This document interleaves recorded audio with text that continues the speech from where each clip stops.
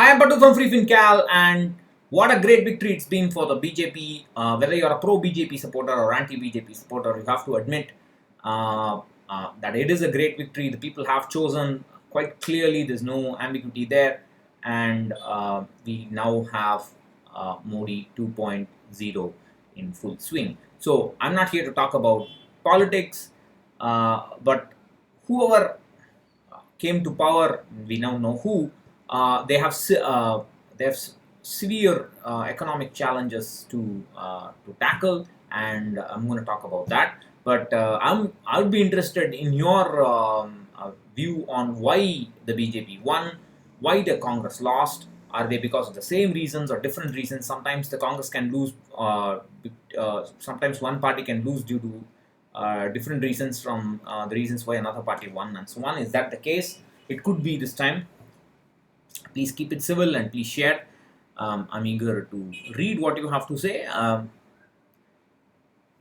So what I want to convey in this video is that wherever you've been, whatever sector you've been reading about, news about in the last few months, the word slowdown would be seen in the article, whether it is about exports, whether it is about agriculture, infrastructure, industry, banking, whatever it is, airlines, whatever it is. All these sectors have shown lower profits, lower overall growth, growth in consumption as well, and this shows in the GDP. GDP growth rate has slowed down, and economic experts believe that it will be uh, low for this year and perhaps for the next year as well. So it's possible that the BJP government brought this upon themselves with demonetization. Demonetization is a possible reason for this. It's very difficult to argue. I mean, it's very arguable that it is or it isn't. We can keep talking about it for a long time. I don't want to get into that. So the basic problem is this. Now I mean, we have seen since India became an open economy in the early 90s. Middle class income, at least for a segment of the middle class, their income grew, and they have moved from the middle class to the upper middle class, or from lower middle class to upper middle class. But their income grew, their consumption habits grew, and because of that, we saw many industries benefit. Because of that, because of their borrowing, because of their consumption, whatever it is.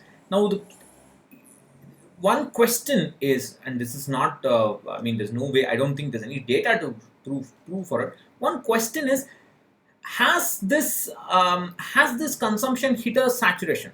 That is, one set of people in the society benefited, and their income and lifestyle improved, and they started consuming more, borrowing more, and that's kind of hit a saturation.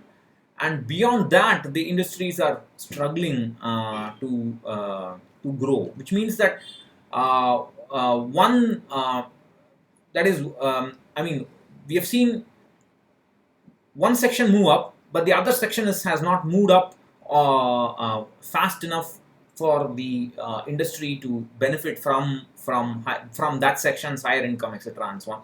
So it's a very it's not a gradual, smooth social improvement, and that is probably the reason for the slowdown, is one argument given.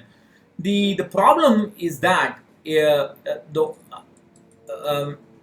gap between the rich and the poor cannot widen too much. If the gap between the rich and the poor is reasonably low, then the government, with its policies, with its subsidies, with legislation, it can try to provide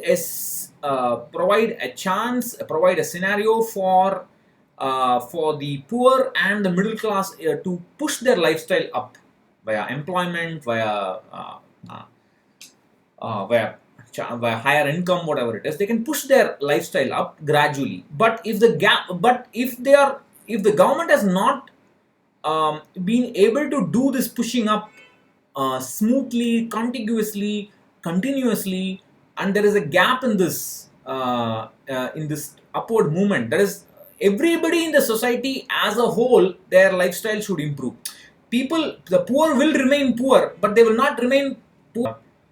Uh, I have a feeling that that gradual movement upwards that has been interrupted in some way. There has been some kind of a saturation in that kind of movement, and this cannot remain in this state for too long. That's the point I'm trying to make. If the poor and the middle class are not able to gradually increase their improve their lifestyle, then the government beyond a point will not be able to help them via legislation, via getting taxes and so on. So it will become a we will no longer be an emerging economy. We will kind of saturate and will become a will economists call this a middle income trap, I think. So it will become that kind of a country. Will become a country like Brazil. So that is the danger. Many people are saying India is staring at if they do not quickly recover from this. So that's the biggest challenge for the new government. They will have to push the manufacturing sector, give it enough stimulus so that India produces more, not only for exports but for itself, and India consumes more of what it produces. That's one hand. But on the other hand, we have the agricultural sector. They have their problems like weather, urbanization, global warming, etc., etc. And the government, every government will have the agricultural sector as one of the key thrust areas. But how to balance agricultural sector and the infrastructure or industrial sector is the biggest challenge for any government. I'm not talking politics here. For whoever comes, it will have been a problem, and this is a big problem that we have to face. And please recognize two things: that people have been dumping money in the markets on hope, on euphoria, whatever you want to call it. But if they recognize that the people, India is not consuming more, and the underlying businesses are not being profitable enough, they will pull out money, and the market will not produce returns. It may not necessarily crash, but it may not produce the returns that we want. And please also recognize that we cannot expect high returns unless companies in some way destroy the environment, destroy the biodiversity, and so on. So it's a very vicious circle that we have all been caught up in. It's very difficult to come out of it, and the government in of itself is caught up in this circle.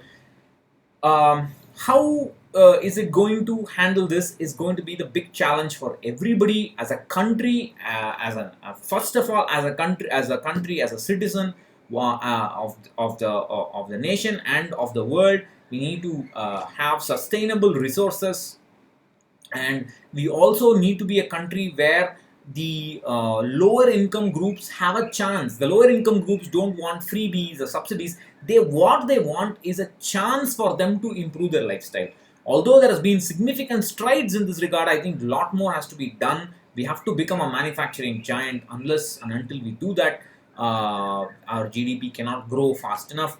But at the same time, we should not let go of our agricultural sector as well. So that's the big challenge that the government, that the Modi 2.0 government faces. I hope there is some positive news in this regard for all of us. Forget about making money in the market. That's not important. First, we have a duty as a citizen to wish well for the country, and let us hope that the new government is able to provide some stimulus in the first 2 years of its governance in the new term for all these sectors, and let's hope for the best. Otherwise, we are going to be in trouble. I wrote a post on this today. Please have a look at this. It's linked in the description box. And if you have any other comments about this, please go ahead and post them below. So thank you for listening. Bye bye.